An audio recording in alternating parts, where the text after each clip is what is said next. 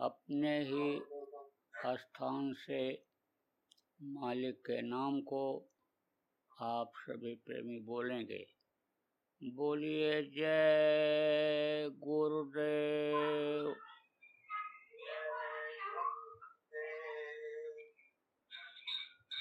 देखो प्रेमियों, जैसे इस समय पर बरसात का मौसम चल रहा है, तो जब बारिश आने को होता है तो आसमान में बादल आपको दिखाई पड़ने लगते हैं, और जब बादल दिखाई पड़ते हैं, आपको घर से निकलना होता है तो आप छाता हाथ में लेकर निकलते हो, या बरसात से बचने के लिए कोई मोमजामा है, कोई रेनकोट है, उसको लेकर के निकलते हो कि हम भीग न जाएं, और भीग जाएं तो हमको बीमारी न हो जाए, तबीयत न खराब हो जाए। तो बादल क्या करता है? यह संकेत देता है कि बरसात होगी। आप देखो, आंधी जिधर से आने को होता है, पहले उधर धुंध दिखाई पड़ती है, और वो धुंध धूल उड़ने की धीरे धीरे यानी नज़दीक आती जाती है, और धूल भरी आंधी फिर चलने लग जाती है। ऐसे ही कुदरत के खिलाफ जब लोग काम करते हैं, भगवान के बनाए हुए नियम को जब लोग तोड़ने लगते हैं, वो चेतावनी देते हैं कि अगर नहीं सुधरोगे, नहीं मानोगे, तो नुकसान उठाओगे। तो ये जो कोरोना रोग फैला हुआ है, हिंदुस्तान ही नहीं, दुनिया के बहुत से देशों को तबाह कर दे रहा है।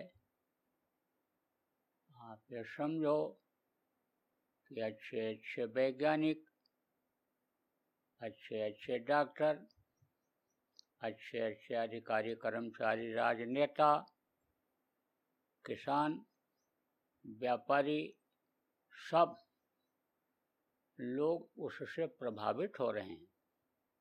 किसी को कोरोना छोड़ नहीं रहा है कि ये बड़े आदमी हैं, ये गरीब हैं, ये अमीर हैं, ये पंडित जी हैं, ये ठाकुर साहब हैं, ये पटेल जी हैं, ये वर्मा जी हैं, यादव जी हैं। वो ये नहीं देख रहा है। वो ये नहीं देख रहा है कि ये प्रधानमंत्री हैं, राष्ट्रपति हैं, मंत्री हैं। उसका हमला सब पर हो रहा है। अब आप ये समझो कि जिस तरह से कुदरत ने, प्रकृति ने, जिनको भगवान आप कहते हो, उन्होंने इंसान को बनाया, इंसान के लिए सारी चीज़ें बनाई। उसने कोई जाति पात नहीं बनाया, ऊंच नीच नहीं बनाया, छोटा और बड़ा नहीं बनाया। ऐसे ही जब वो सजा देने लगता है, तब उसके यहाँ सजा देने में भी भेदभाव नहीं रहता है। अब आप ये समझो कि कोरोना रोग में बहुत से लोग चले गए, जिनको उम्मीद भी नहीं थी कि हमको इतनी जल्दी दुनिया छोड़ देना पड़ेगा, जिनको ये उम्मीद भी नहीं थी कि हम जवानी में ही चले जाएंगे।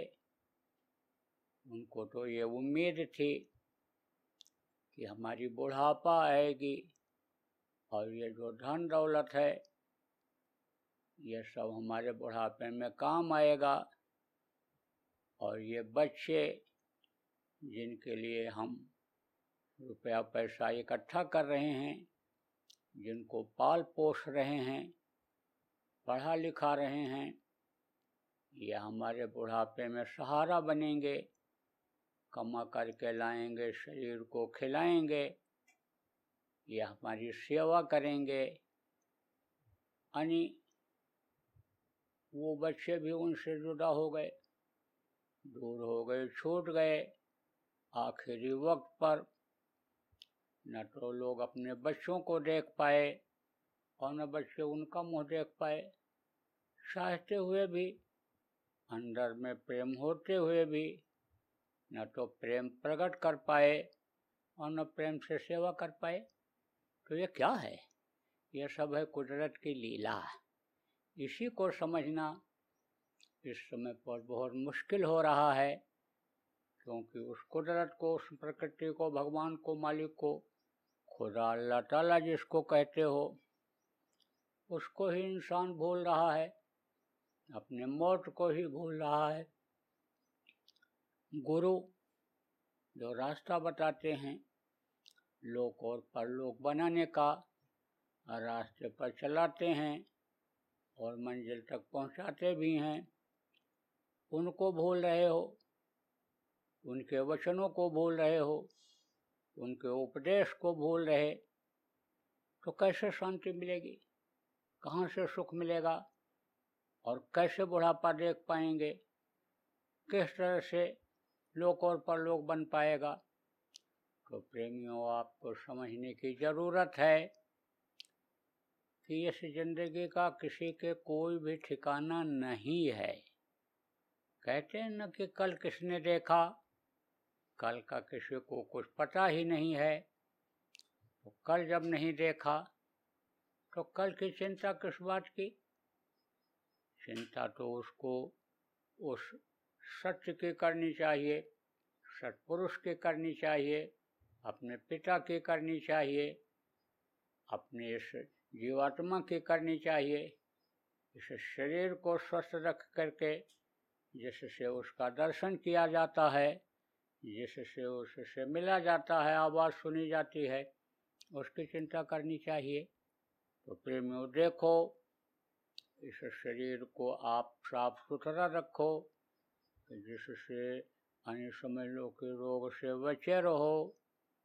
आप इस शरीर को, इस मानव मंदिर को आप साफ रखो, बाहर से भी साफ रखो और अंदर से भी साफ रखो, अंदर कोई गंदगी न जाने पावे। देखो, बाहर से कालिख लग जाती है, मिट्टी गोबर लग जाता है, दिखाई पड़ता है, आप नहीं देख पाते हो, कोई दूसरा देख करके कहता है इसको धो लो, आप धोते हो, नहीं छूटता है, दूसरे से धुलवाते हो कि तुम इसको रगड़ करके धो दो, कपड़े में दाग लग जाता है, गंदगी लग जाती है, आप धोते हो, नहीं छूटता है, तो आप धोबी को देते हो, लॉन्ड्री में देते हो और धो करके साफ कर देता है वो। ऐसे ही अंदर में जो गंदगी उत्पन्न हो जाती है, यानी वो विकार पैदा करती है, आप ये समझो वो बुद्धि को खराब करती है। इसलिए अंदर गंदगी न जमा हो, और गंदगी अगर जमा भी हो जाए तो उसको साफ कराओ। तो जिस चीज़ को आप देख नहीं पाते हो तो उसको कैसे साफ करा सकते हो? कि जैसे आपके पीठ में गंदगी लग जाए, आप उसको देख नहीं पाओगे, कोई दूसरा जब बताएगा तब आप उसको साफ कराओगे या करोगे, कर पाओगे। तो ऐसे ही जो ये कर्म होते हैं जिसकी सजा मिलती है, जिससे अकाल मृत्यु होती है, जिससे रोग आते हैं, जिससे भूकंप आते हैं, जिससे अतिवृष्टि अनावृष्टि यानी सूखा अकाल होता है, कम यानी बरसात होती है, अतिवृष्टि यानी ज़्यादा बरसात होती है, फसलें खराब होती हैं, घर गिरता है, पेड़ टूटता है। तो ये सब तकलीफ़ें क्यों आती हैं? कर्मों के अनुसार आती हैं, और वो कर्म जब इकट्ठा हो जाते हैं तो दिखाई नहीं पड़ते, इन बाहरी आँखों से दिखाई नहीं पड़ते हैं, और वो गंदे कर्म होते हैं तो उसकी धुलाई करना जरूरी होता है। अब आप उसको धो नहीं सकते हो तो गंदगी जहाँ रहेगी वहाँ बदबू फैलेगी, फिर कहते हो बीमारी फैलेगी। इसलिए घर साफ रखो, पड़ोस साफ रखो, नाली साफ रखो, आप कहते हो जानवरों को साफ रखो, गाड़ी घोड़ा साफ रखो, सफाई इसीलिए तो बताया जाता है कि सफाई अगर नहीं होगी तो गंदगी फैलेगी, बीमारी फैलेगी। ऐसे ही अंदर भी गंदगी जब हो जाती है तो बीमारी फैल जाती है। कैसी बीमारी? यानी इसी तरह की बीमारियां जैसे आजकल चल रही हैं। आजकल आप देखो तमाम मानसिक बीमारियां हो रही हैं। तमाम देखो टेंशन लोग पाल रखे हैं, टेंशन में पड़े रहते हैं। आप देखो इसलिए शांति लोगों को नहीं मिल पा रही है। चाहे गरीब हो अमीर हो, सब के सब अशांति में हैं। न राजा को शांति, न रैयत को शांति, न पूंजीपति को ही नींद आ रही है। तो उसका क्या कारण है? कारण यही है कि यह मानव मंदिर गंदा हो रहा है। और वो जो लोग कहते हैं कि भाई गंगा में स्नान कर लो, यमुना में स्नान कर लो, पाप धुल जाएंगे, अनुष्ठान कर लो, पूजा कर लो, पाठ कर लो, पेड़ की पूजा कर लो, पौधे की पूजा कर लो, गोबर मिट्टी की पूजा कर लो, देवता मान करके, गौरी गणेश बना करके उनको पूज लो, तीर्थों में चले जाओ, व्रत रह लो।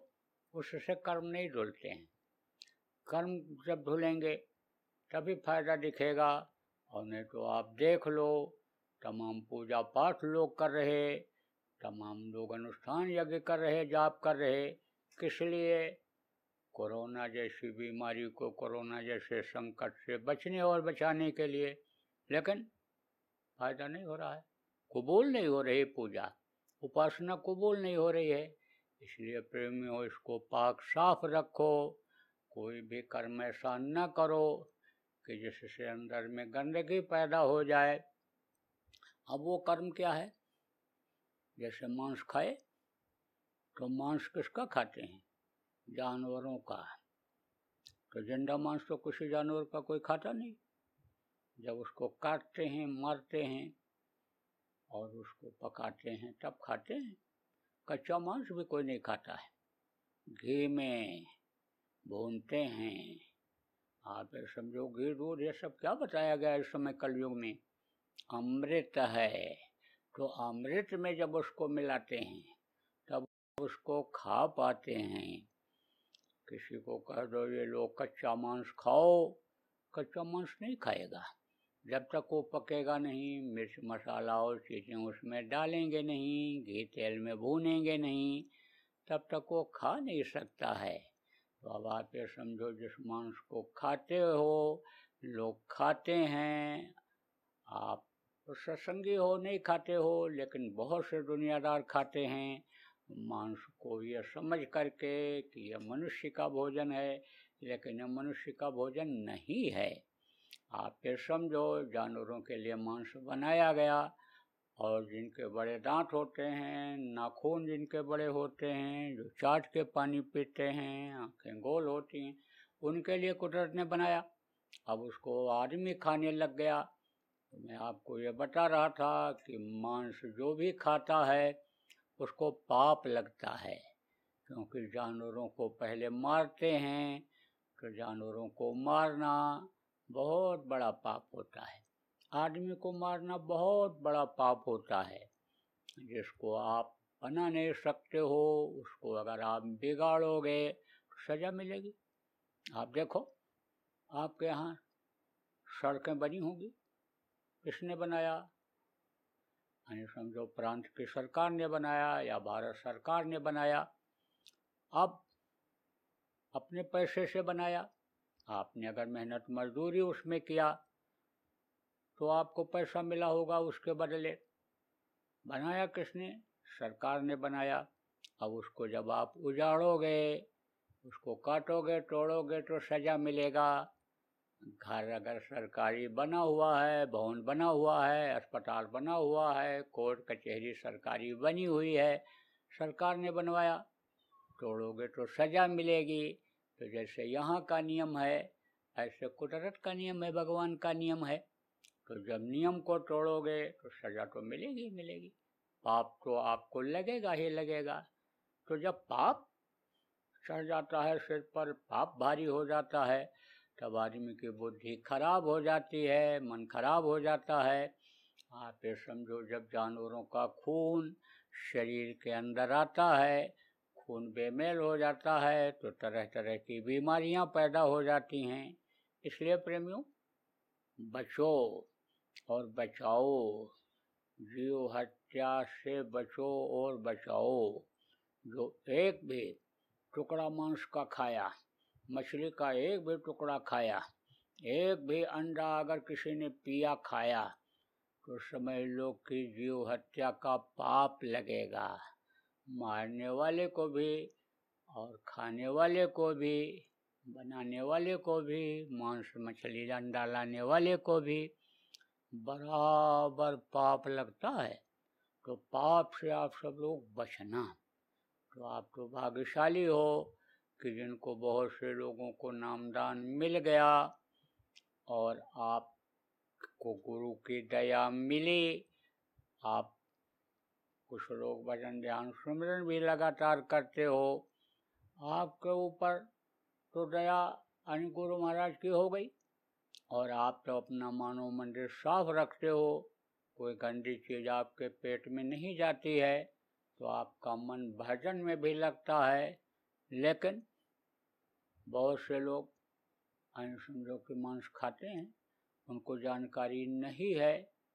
आप मांस नहीं खाते हो, लेकिन कोई चीज़ बाजार में अगर मांसाहारी चीज़ है, कोई मांस उसमें पड़ा हुआ है, जानवरों का खून उसमें पड़ा हुआ है, जानवरों की चर्बी के तेल से कोई चीज़ बना हुआ है, और उसको भी अगर खा लोगे आप, तो भी आपका मन मोटा हो जाएगा, आप परमात्मा से अलग हो जाओगे।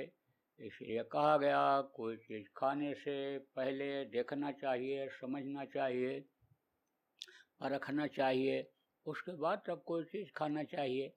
और आप तो किसान आदमी हो, ज़्यादातर आप गांव में रहते हो, आपको तो शुद्ध चीज़ें वहाँ सब कुछ मिल जाती हैं।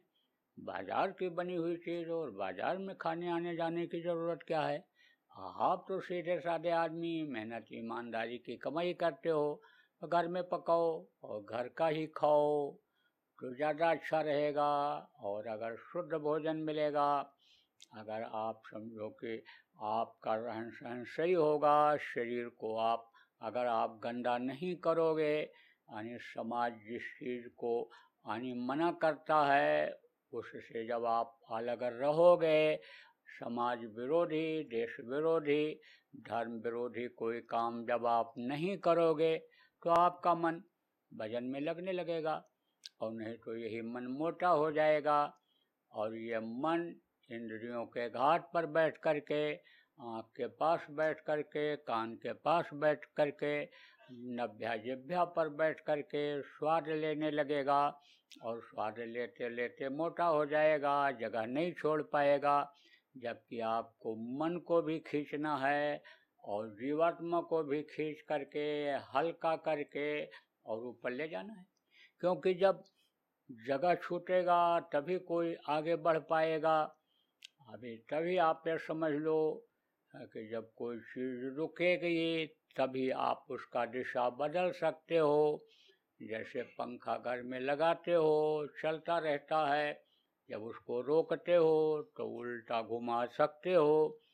गाड़ी आप चलाते हो, आप बाइक चलाते हो और आप आगे बढ़ जाते हो, आपको बगल से रास्ते में जाना था, आप आगे बढ़ गए, तो जब तक गाड़ी रोकोगे नहीं, तब तक आप कैसे फिर उधर जा सकते हो? आपको रोकना पड़ेगा, और फिर जब रोक लोगे तब आप पीछे हट करके और जिस दिशा में जाना था उस दिशा में आप जा पाओगे।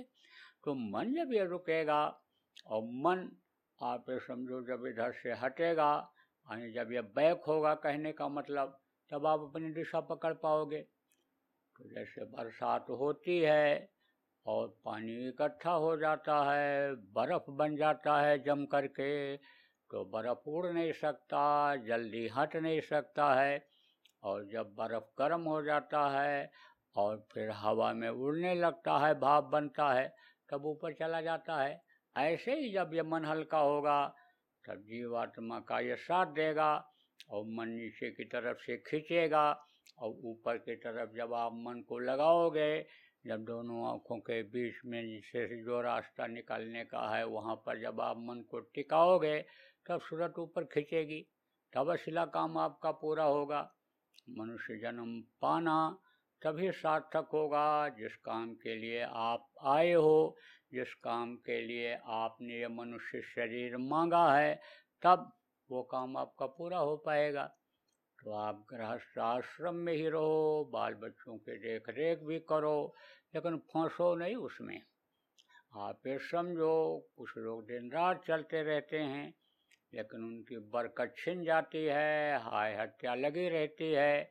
कुछ लोग थोड़ा समय मेहनत और ईमानदारी से मजदूरी काम कर लेते हैं, नौकरी कर लेते हैं, थोड़े में ही यानी बरकत में जाती है तो गुजर बसर होता रहता है।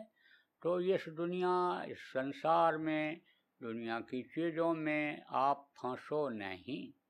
आपके पास 24 घंटे का समय है, चलो दुनिया के काम में आप 22 घंटा का समय दे दो, लेकिन 1 घंटे का यानी सुबह शाम समय आप भजन में लगा दो।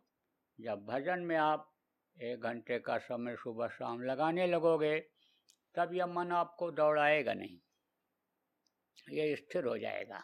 अभी तो दौड़ा देता है क्योंकि शरीर के ऊपर काबू आपका नहीं रहता है।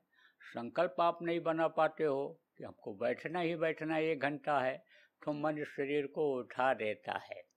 और जब संकल्प बना लोगे कि हम उठेंगे नहीं, 1 घंटा ध्यान लगाएंगे ही, भजन करेंगे ही, सुमिरन में समय लगाएंगे, तब ये धीरे धीरे बकते बकते रुक जाएगा, थक जाएगा। और रुकेगा तब इसको आप मोड़ सकते हो उधर, और नहीं रुकेगा नहीं तब तक क्या मोड़ पाओगे।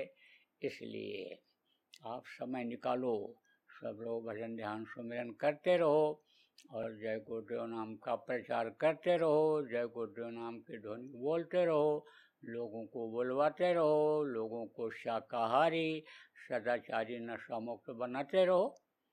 आपके उधर तो बहुत अच्छे लोग हैं, सज्जन हैं और धार्मिक हैं। मैं तो आपके उधर घूमा हूँ, आज से नहीं बहुत पहले से जाता रहा, गांव-गांव में मैं घूम के देखा हूँ। उधर तो लोगों के अंदर धार्मिक भावना है और सच्चे मेहनती आदमी हैं। आप तो उनमें बहुत बड़ा परिवर्तन ला सकते हो। उनको तो आप बहुत लोगों को बचा सकते हो अकाल मृत्यु से, आने वाले खराब समय से बहुत लोगों को आप बचा सकते हो। इसलिए बराबर अपने अपने स्तर से जो जैसे कर सकते हो लोगों को समझाते रहो, बताते रहो। बहुत बड़ा ये परमार्थ का काम है, असला धर्म यही है, जीव की रक्षा करना, जीवन बचाना लोगों का, चाहे पशु हो, चाहे पक्षी हो, चाहे आदमी हो। तो इस काम को भी आप गृहस्थी के काम के साथ साथ करते रहो, भजन ध्यान सुमिरन के साथ साथ आप करते रहो। तो देखो प्रेमियों, देखो ये सिस्टम जो आप लोगों ने बनाया है बहुत अच्छा है। देखो आप कहाँ छत्तीसगढ़ के लोग और कहाँ मैं उज्जैन में बैठा हुआ हूँ और मैं सबको देख रहा हूँ और आप हमको देख रहे हो, आप मेरी बातों को सुन रहे हो। ज़रूरत पड़ेगी तो हम भी आपकी बातों को सुन लेंगे। तो इसी को और आप आगे बढ़ा दो। और देखो भाग दौड़ की ज़रूरत नहीं है कि चलो गुरु पूर्णिमा है या महाराज जी ज़्यादा दिन हो गया नहीं मिल पाए हैं तो हम उज्जैन चले चलें। भागने की ज़रूरत नहीं है, आप वहीं से देखो, हम यहीं से देखेंगे। और देखो गुरु पूर्णिमा का त्यौहार आप सब लोग अपने अपने स्थान पर ही मना लो। समय ऐसा है, परिस्थिति ऐसी है, गुरु महाराज की दया ऐसी हुई, फिर कभी पहला जैसा जब वातावरण बनेगा तब फिर इकट्ठा होकर के ये त्यौहार मनाए जाएंगे। हम आपके यहाँ आएंगे, आपको हम बुलाएंगे, लेकिन अभी तो यथा स्थिति रखो इसी तरह से। लेकिन गुरु पूर्णिमा आप सब लोग खूब जोर शोर से यानी उल्लास के साथ, वो जोर शोर से नहीं कि नियम तोड़ करके, जो सरकारी नियम है उसको तोड़ करके या ढोलक मंजीरा बजा करके, नगाड़ा बजा करके आप मनाओ जोर शोर से, वो नहीं, उल्लास के साथ कि हमको गुरु पूजा का लाभ मिल रहा है, हमारे ऊपर गुरु की दया लेने का मौका मिल रहा है। यानी बीमारी में तकलीफ में हमारा शरीर ये बचा हुआ है, हमारा सौभाग्य है कि गुरु पूर्णिमा के दिन हम गुरु को याद करें। तो यह उल्लास आप में होना चाहिए। तो प्रेमियों देखो, आज थोड़ी हमारी व्यस्तता ज़्यादा है और अभी सुबह भी मीटिंग किया और आपको भी सुना रहा हूँ, अभी हमको और भी काम है। तो हम शाम को यानी यहाँ सत्संग सुनाएंगे लोगों को। तो आपके पास समय रहेगा तो आप जोड़ लेना, लाइव होगा यहाँ से, तो उसमें और भी बातें आपको सुनने को मिल सकती हैं। तो बोलो जय गुरुदेव, जय गुरुदेव, जय गुरुदेव, जय गुरुदेव। अच्छा, हाँ हाँ, देखो ऐसा है कि जो जहाँ पर यानी समझो रोग नहीं है, ग्रीन जोन है, मिलने जुलने में कोई दिक्कत नहीं, इकट्ठा होने में दिक्कत नहीं है, वहाँ जहाँ जहाँ अपने आश्रम है वहाँ मना लो। और एक जगह जिले स्तर का मना लो, गांव स्तर का मना लो। और जहाँ रोक टोक है, जहाँ रेड जोन है, यानी इकट्ठा नहीं हो सकते, रोग होने का डर है, भय है, वहाँ सब अपने अपने घर में मना लो। बोलो जय गुरुदेव।